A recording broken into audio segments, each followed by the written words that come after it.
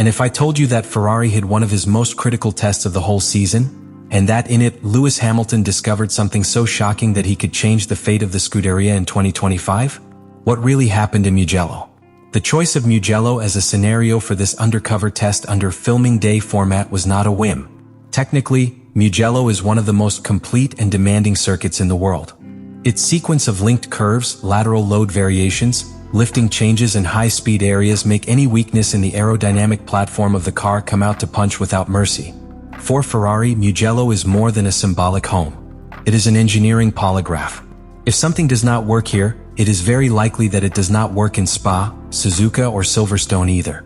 In addition, under the current FIA regulations, each team is entitled to 2 promotional events per year, the famous filming days with a maximum mileage of 200 kilometers.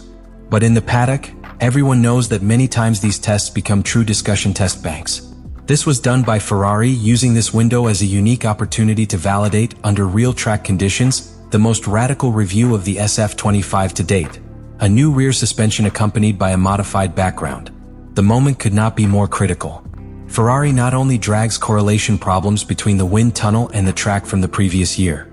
Now he faces the media pressure of having signed a legend like Lewis Hamilton, with all the expectations that entails, without still delivering a car that he can regularly fight for victories. Every day that passes without a tangible improvement, the weight on the shoulders of the technical team increases. To this is added the constant noise in the Maranello environment, rumors of internal tensions, speculation about the technical priority between Leclerc and Hamilton, and the shadow of McLaren and Red Bull extending clearly in the championship. Ferrari is at a crossroads. Either find immediate technical responses, or risks that 2025 be remembered as a year of failed transition. For all this, the test in Mugello was not a simple essay. It was, in full rule, a desperate act disguised as routine. And although few external eyes saw what happened that day, what was discovered there could have determining consequences not only for the performance of the car, but for Ferrari's operational structure from here at the end of the season. It is not just about controlling rebounds and blows as in a street car. Here, the suspension is an integral part of the aerodynamic system. It is a direct bridge between the surface of the asphalt and the stability of the airflow that runs the entire flat background of the car. If the suspension does not work correctly, the aerodynamic load is not constant. And if that happens, the car becomes unstable, unpredictable, slow. The SF-25 has so far suffered exactly that, an extremely narrow operational window. In simple words, its performance falls abruptly when it comes out of a millimeter range of height, pressure and load. This is especially harmful in rapid curves or lifting changes, and that is where Red Bull and McLaren have been clearly superior. Ferrari needed to open that window, make the car more indulgent without losing performance. And for this, they attacked the heart of the rear system. The architecture remains a pull rod design, but with a crucial difference. The front arm of the upper triangle of the suspension is now anchored directly in a new housing of the gearbox, manufactured with thin-wall ultralight compounds and strategically placed internal reinforcements. This detail is not less. By lowering that anchor point, engineers have modified the back of the rear train during the critical acceleration phases. The expected result is an increase in the anti-quad effect, a property that helps the car not sink too much when the pilot steps on the accelerator at the exit of the curves. With this improved effect, the car can maintain a more stable posture, protecting the rear diffuser from losing efficiency due to sudden changes in airflow. But in addition, by softening the aerodynamic acuity of the platform, that is, that excessive sensitivity to the small variations of height is avoided one of the greatest evils of the current cars, the sudden collapse of the aerodynamic load. This is an elegantly aggressive solution. Ferrari not only redesigned mechanical geometry, but integrated this change with a new flat background, optimized to work with that more docile behavior. Together, the simulations made in Maranello indicated a net benefit of up to 1/10 by return. In Formula 1, that figure can separate the fifth from the first place. But the advantage does not end there. One of the most underestimated keys of this redesign is its impact on low adhesion conditions. Ferrari was clearly vulnerable in Silverstone when the wet asphalt and the temperature of the tires broke their balance. But with this new setup, the SF-25 can generate more load more stable, even when the tires are out of their optimal range. The result, a more predictable, more manageable car, more competitive in rain or cold. However, all this development was born in an uncertainty environment. The previous correlation between the wind tunnel data, the dynamic suspension bank and the track has been poor. That means that what works in the simulator does not always translate into real results. And Mugello was precisely the fire test to confirm whether this solution was viable or simply another technical mirage. If the behavior of the car on the track did not validate the projected, all this architecture would be discarded without contemplation. Therefore, the secret under the SF-25 is not just a piece of engineering. It is a total bet. Ferrari has put hundreds of hours of development, innovative materials, and the reputation of its technical departments in a single 200 kilometers.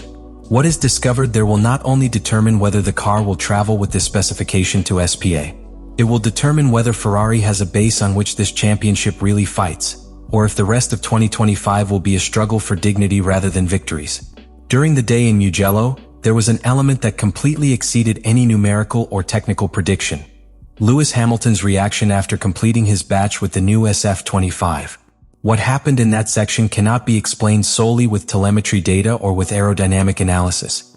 It was a rare and very valuable combination of sensations, precision, and confidence that was not seen in a pilot who, until a few weeks ago, still seemed out of synchrony with his new environment.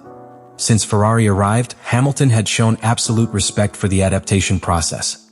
In public, he avoided dramatizing the lacks of the car, and in private he worked tirelessly with engineers to understand the limits of SF-25. But nothing so far had offered a sense of unity with the car. Mugello changed that. From the first round with the new suspension package, the British began to raise the rhythm in a sustained way, pushing in high-load curves such as Arrabbiata 1 and 2 with an aggressiveness that he had simply not shown in the 3 previous races of the calendar. The most revealing thing was how he described the behavior of the rear axle when returning to boxes. Hamilton used a keyword: consistency. In a modern car, especially with as much aerodynamic load as the SF-25, the feeling that the rear train accompanies you, which does not disappear under load or in transfer phases, is essential to push to the limit. What I used to feel a constant fight to keep the car inside the range, now it had become a fluid conversation between pilot and machine.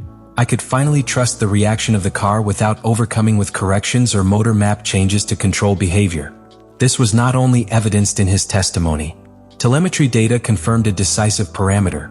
Hamilton managed to maintain a higher minimum speed in half a dozen key curves compared to its best previous stint with the ancient SF-25 specification.